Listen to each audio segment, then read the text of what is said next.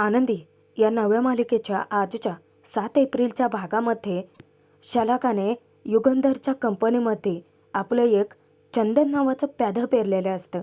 त्याच्या घशात खूप सारे पैसे कोंबून ती युगंधरच्या विरोधात एक षडयंत्र रचते. पण युगंधर तिचाच डाव तिच्यावरती उलटवतो आणि चंदनचा प्लॅनचा पुरता पाट्याबळ होतो. त्यातच अचानक आबांनी धक्कादायक निर्णय घेतलाय घर सोडून जाण्याचा. घर दुसऱ्यांच्या नावावरती करून लिलाव करून जेव्हा आभा आपल्या तिन्ही नातींना घेऊन घराबाहेर पडणार इतक्यातच युगंधर त्यांच्या मदतीला धावून येतो. आता युगंधर सन्मानाने आबा आणि आरतीची नोकरी परत करतील का बघूयात. त्यासाठी व्हिडिओ शेवटपर्यंत जरूर पहा आणि प्रेक्षकांनो आपल्या व्हिडिओला हाय पॉईंट देत चला. आनंदी आनंदाची बातमी घेऊन धावतच घरी आलेली असते. ती उंबऱ्यात अडखळते. तसेच ती धावत येते आणि आनंदाची बातमी देते की आबा, तायडे, आरचे, मला ना नोकरी मिळाली. सर्वजण आश्चर्यचकित होतात. ते विचारतात की नोकरी? तेव्हा आनंदी सांगते की हो, टुरिस्ट गाईड म्हणून. आता सर्वच जण थक्क होऊन जातात. पण ही नोकरी आनंदी करेल तरी कशी? आधी तर आनंदी आबांचे आशीर्वाद घेते. आबा तिला आशीर्वाद देतात, शतायुषी भव. पण मला सांग की तू त्या लोकांना माहिती कशी देणार आहेस? कारण आनंदीला तर दिसतच नाही. आनंदी म्हणते की ठीक आहे, आपण ना एक प्रयोग करून बघूयात. तुम्ही सगळेजण एका लाईनीत थांबा बरं. आता सर्वच जण वेड्यासारखे एकमेकांनाच बघायला लागतात. आनंदी म्हणते की आबा, तायडे, ऐका ना, तुम्ही ना टुरिस्ट गाईड म्हणून एका रांगेमध्ये थांबा. आता ती त्यांना दरवाजापाशी घेऊन जाते. आरची म्हणते की एक मिनिट आणि ती पटकन छत्री आणि चष्मा घेऊन येते. आनंदी त्यांना सांगते की आता बघा, आपण मंदिराच्या आवारात आहोत. इथून 50 पावलं माझ्या डावीकडे घंटेचा नाद ऐकू येतोय. म्हणजेच मंदिराचं प्रवेशद्वार पूर्वेला आहे. आता आबा विचारतात की पण घंटेच्या नादावरून दिशा कशी काय ठरवली जाऊ शकते? तेव्हा आनंदी त्यांना सांगते कारण आवाज जितका लांब जातो तितका तो विरळ होत जातो. आबा म्हणतात की हां, कारण घंटा किती उंचीवरती बांधली आहे आणि एकदा आवाज झाल्यानंतर तो आवाज किती वेळ घुमू शकतो यावरून मंदिराचा पूर्ण नकाशा मी माझ्या मनात तयार केला आहे. त्यानंतर पुढे ती सांगते की तसंच मंदिराच्या बाहेरच्या आवाजावरून सुद्धा मी दिशा ओळखू शकते. म्हणजे बाहेरच्या बाजूस मठ्ठा विकणाऱ्या काकूंचा आवाज असू देत किंवा फुलमाला विकणाऱ्या काकूंचा आवाज असू देत, त्यावरून मला दिशा लक्षात येते. कारण माझे कानच माझे डोळे आहेत.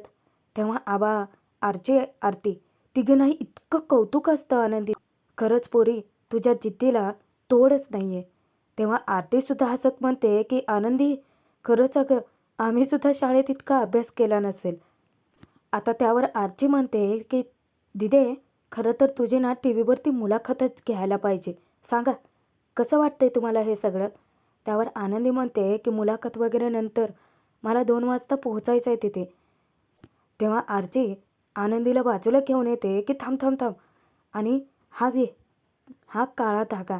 माझ्या ललितने पण ना एका पिक्चरमध्ये असाच काळा धागा बांधला होता नवीन कामाला सुरुवात करण्याआधी आणि त्याचं कामसुद्धा व्यवस्थित पार पडलं होतं. तुझं पण पडेल. तेव्हा आनंदी तिला थँक्यू बोलते. खरंच आरची, आरतीताई, तुम्ही आहात ना म्हणून मी आहे. पण चला आता मला जावं लागेल. आरची आनंदीला आधार देते की चल दीदी, मी येते तुला सोडायला. इकडे शलाकाने युगंधरच्या कंपनीत स्वतःचा माणूस पेरलेला असतो आणि त्या माणसाला ती आता खूप सारे पैसे हाती टेकते. त्याला ती बजावून सांगते की ते कॉन्ट्रॅक्ट त्या अंगठे बहात्तर युगंधरला मिळता कामा नये.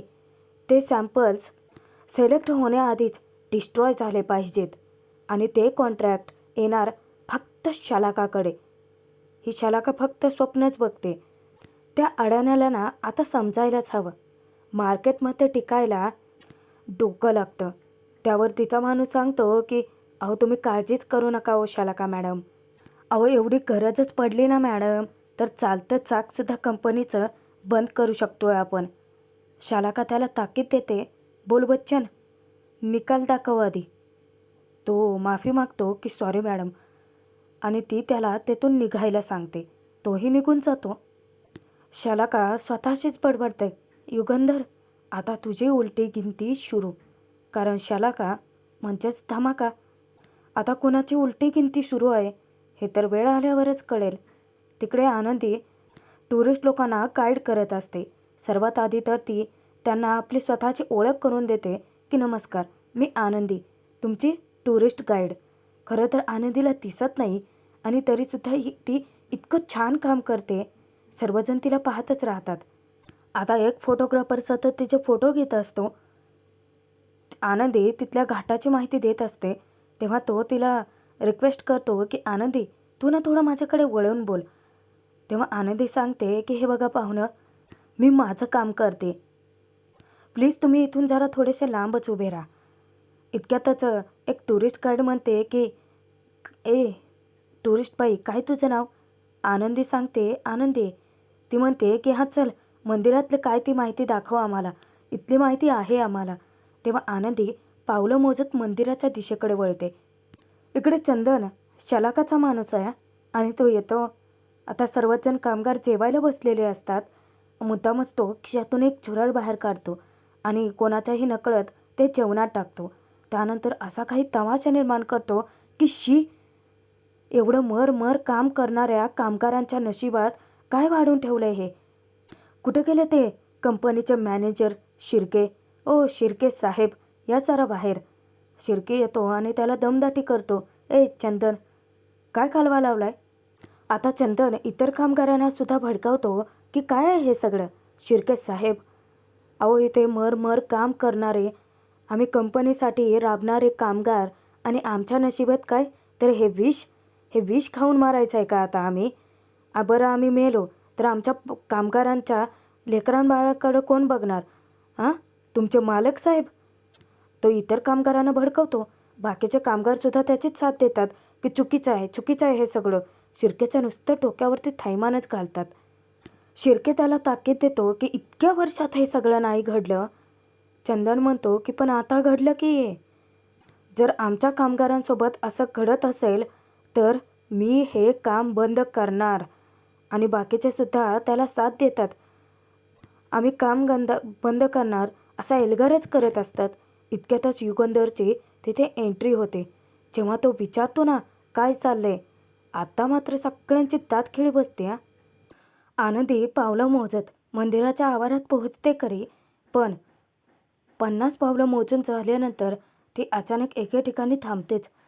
कारण तिला आसपास नक्की काय आहे तेच कळत नसतं. त्यात टाक घुसळणाऱ्या त्या मावशींचा आवाजही येत नसतो. ती स्वतःचं असं पुटपुटते की मी बरोबर ठिकाणी तर आली आहे ना? आता बाकीचे सगळे चर्चाच करत असतात. इकडे युगंधर जेव्हा चंदनच्या समोर येऊन विचारतो काय झालंय, तेव्हा चंदन असा काही कांगावा करतो की या मालक साहेब, हे बघा आमचं नशीब. इथं कंपनीचं चाक चालतं राहावं म्हणून आम्ही कामगार लोकांनी राबायचं आणि आमच्या नशिबात काय येतं तर हे झुरळ. नाही म्हणजे तुमच्या नजरेत आमच्यासारख्या कामगारांची कवडीची तरी किंमत आहे का हो? युगंधर त्याला ताकीद देतो की जे काही सांगायचं असेल फक्त 3 शब्दात. तेव्हा ते झुरळ दाखवत चंदन बोलतो की हे विष आहे. त्यावर युगंधर शिर्केला आदेश देतो की जा, जेवण जो बनवतो त्याला बोलावून घेऊन ये. शिर्के आज्ञेचं पालन करतो. जाऊन तो गुरवला बोलून येतो. जेव्हा तो बाहेर येतो ना चंदनच्या समोर, युगंधर सांगतो की बघ जरा त्याच्याकडे. त्याच्या डोक्यावरती जाळी आहे, हातात हँडग्लोव्ज आहे, ॲप्रॉन आहे. 500 किलोच्या पातेल्यामध्ये अन्न तयार होतं. आता जी गोष्ट त्या 500 किलोच्या अन्नात नाही आली ती बरोबर तुझ्याच ताटात कशी काय आली रे? आता मात्र चंदनच्या युगंधर चांगलेच नांग्या ठेचतो. आधी तर त्याच्या हातातलं झुरळ घेऊन तो बाजूला फेकतो आणि मग काय चंदनच्या प्लॅनचा बट्ट्याबोळ आणि शलाका पुन्हा तोंडघशी. युगंधर चंदनला विचारतो की जी गोष्ट पातेल्यात नव्हती ती ताटात आली कशी? खरं तर ती टाकली गेली. आता चंदनचा चेहरा फार कोरामोरा पडतो.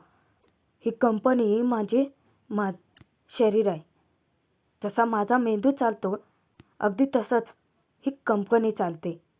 आणि या कंपनीत काम करणारे, या शरीरात काम करणारे हे सगळे कामगार म्हणजे माझे हात आहेत.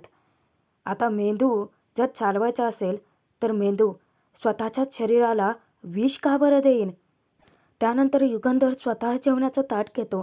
त्यामध्ये कामगारांसाठी बनवलेलंच जेवण वाढून घेतो आणि जेव्हा तो कामगारांच्या समोर बसून ते अन्न खाऊन दाखवतो, तो प्रूव्ह करतो की हे सगळं एक राजकारण आहे. युगंधरच्या विरोधात केलेलं घाणेरडं राजकारण. युगंधर कामगारांना सांगतो की तुम्ही आणि मी वेगळे नाही आहोत.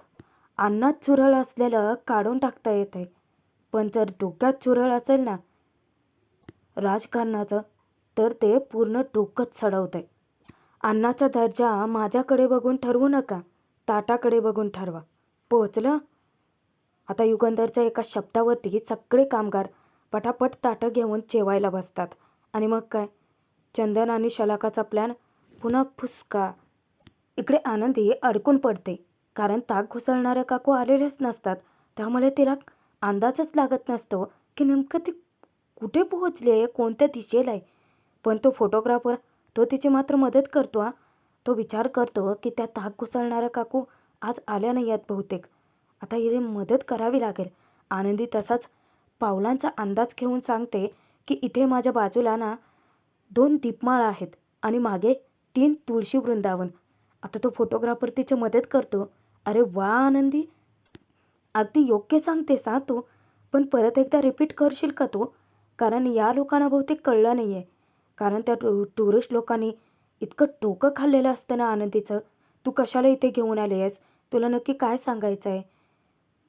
वगैरे वगैरे प्रश्न विचारून तेव्हा आनंदीला एक वेगळाच कॉन्फिडन्स येतो आणि ती पुन्हा सांगते की या दीपमाळा, या फक्त दीपमाळा नाही आहे, तर या ऐतिहासिक वास्तुकला आहेत. त्या कारागारांनी स्वतःच्या हातांनी तयार केलेलं आहे. ही शिल्पकला, ही वास्तुकला जी आहे ना, ती त्या कारागिरांच्या काळजाचा तुकडा आहे. त्यानंतर आनंदी मंदिरामध्ये जे कोरीव कामं असतं ना छोटं छोटं, त्याबद्दलसुद्धा इतकी खोलवर माहिती पुरवते त्या टुरिस्ट लोकांना. त्यानंतर मंदिराचे जे पिलर्स आहेत त्याबद्दलही ते सगळी माहिती देते. तर तो फोटोग्राफर आहे तो आनंदीला म्हणतो की खरं आहे, म्हणजे जी वास्तुकला मगाशी जे कोरीव काम तू दाखवलं ते आत्ता करणं खरंच शक्य नाही आहे. आनंदी त्यावर म्हणते की खरं आहे पाहुणं, आपण आजकाल मोठमोठ्या इमारती बांधतो, पण या कलेची कस कशात बी नाही बघा. आनंदीच्या जीवात जीव आलेला असतो. ती मनातच विचार करते की आज या फोटोग्राफर पाहुण्याने मला वाचवलं. आता ती त्याला सांगते की पाहुणं, आपण आता मागच्या बाजूला जायचं का? तिथे ना एका काकूंचा गाडा आहे. म्हणजे इचलकरंजीत आलात आणि त्यांच्या हातचा मठ्ठा नाही प्यायला तर काय पाहिलं. तेव्हा तो म्हणतो की ठीक आहे, चला मग जाऊया. इकडे युगंधर मुद्दामच चंदनला बोलावून घेतो. जेव्हा चंदन त्याच्या केबिनमध्ये येतो, मुद्दामच युगंधर शिर्केला विचारतो, कामगार लोक जेवली आणि कामाला बी लागली. शिर्के म्हणतो की होय की साहेब, जेवणाच्या पंक्ती उठल्या, गडी माणसं कामाला बी लागली. युगंधर म्हणतो की चंदन, जेवणाबद्दल मी तुम्हाला विचारणारच नाही, कारण तुम्ही उपाशी आहात हे मला माहिती आहे. गेल्या 35 वर्षात जे घडलं नाही ते आजच अचानक कसं काय घडलं? कामगारांना आमच्या विरोधात भडकावण्याची तुमची सवय कधी जाणार आहे? त्यावर आता चंदन पटकन फिरवाफिरवी करतो. झालं का? चूक तुमची आणि बोटं माझ्याकडं वय. चंदन विचारतो की आता समजा विषबाधा त्या कामगारांना झाली असती तर जबाबदार कोण? तेव्हा शिर्के त्याला सांगतो की गपगुमान वग काय ते, नाहीतर असा जबडा ढिल्ला करीन ना तुझा. तेव्हा चंदन विचारतो की अरे धमकी?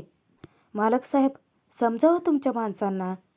युगंधरलाच तो उलट ताकीद देतो, जर आमच्या कामगारांना काही झालं तर आम्ही तुमच्या विरोधात आवाज उठवणार, कारण आम्ही काही तुमच्या मिठाचे जागले नाही, ध्यानात ठेवा.